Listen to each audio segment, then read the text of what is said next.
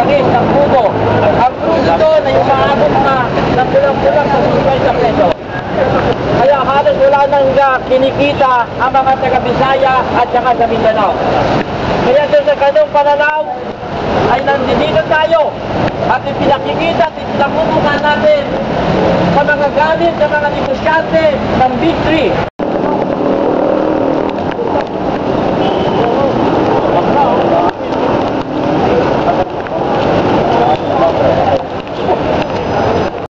At saka sa Bisaya ay lalo sila naghihirap dahil sa ginagawa ng mga oil company.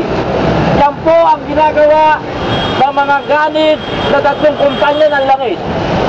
Bukod dito ay tinatakot pa tayo. Ang sinasabi nila kapag hindi raw inalis ang Executive Order 839 ng ating Pangulo, ay ang gagawin nila ay magtitingin-tingin na lamang sila o magsasara ang kanilang mga gasolinahan. Ngayon, hinahamon natin ang mga tinatawag na mga oil company na to kung totoo na sila yung nalulugi.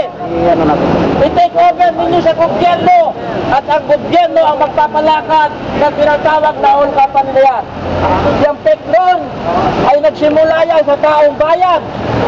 Pero ang ginawa, inalis sa kapangyarihan ng taong bayan at naghahari na ang mga iba't ibang mga lugar. Dahil nagbigay sila ng executive ng ganitong kakilos, ang panawagan na po namin ang taong bayan at amin pong imumungkahi pag hindi po sinunod ang executive order ng Pangulo.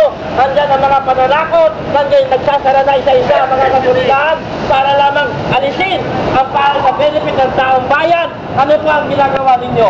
Isang pananakot, isang paghahamon sa ating pamahalaan. Yung pagsusubutahe, hindi lamang sa pamahalaan, kundi sa taong bayan. Yan po ang ginagawa ngayon ng mga oil company.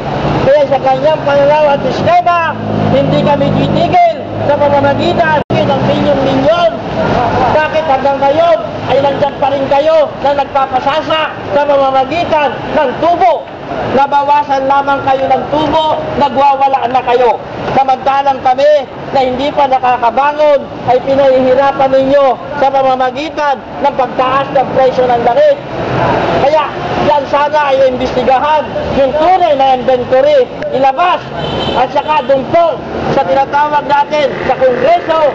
Ang pinagtataka ko naman sa BIR, bakit yung pinabubuksan namin ang record o libro kung magkano ang binabayarang tax ng ating tinatawag na petrol o yung tatlong kumpanya na yan ay sinasaraduhan nila at hindi.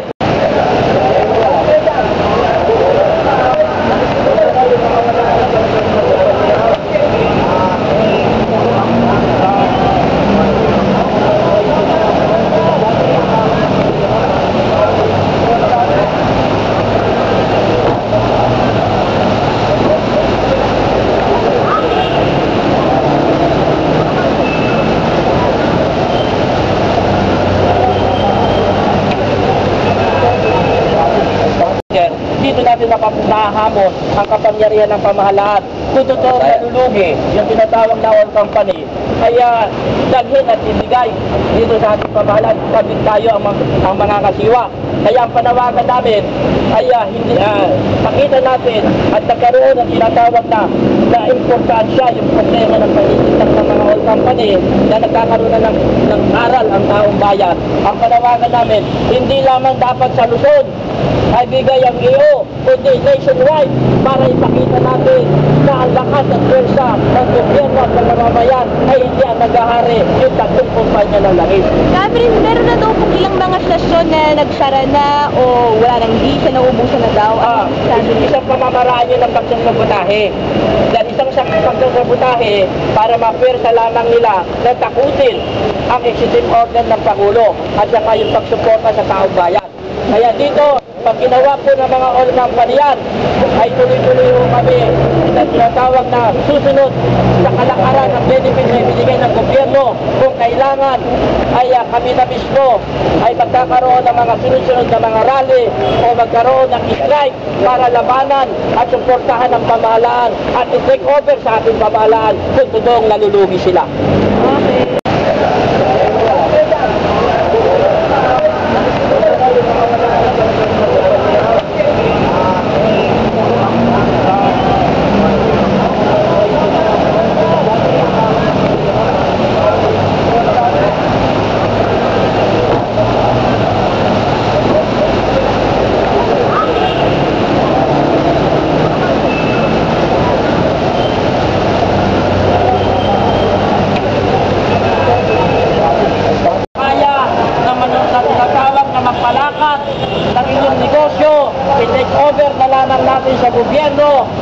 ay magtutulong-tulong para maproteksyon na namin ang hanap buhay namin sa mga sanhanay ng transport sector.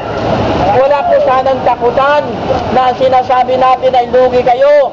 Wala pa po kundoy, wala pa pong piping, pero lagi na ninyong sinasabi na kayo ay nalulugi. Yan po ang tinatanong natin sa ngayon, na nagbabanga kayo dito sa Luzon, pero kinukunik, habang ka kayo magsasama-sama para kundinahin ang mga katarantaduhan na ginagawa ng tatlong kumpanya ng langit. Kaya, ito po ang panawagan ng transport sector. Kami po ay nasa ulanan, kayo po ay nandyan, kaya parating sana ninyo sa inyong mga kumpulan yung aming mga sinasabi, huwag sana ninyo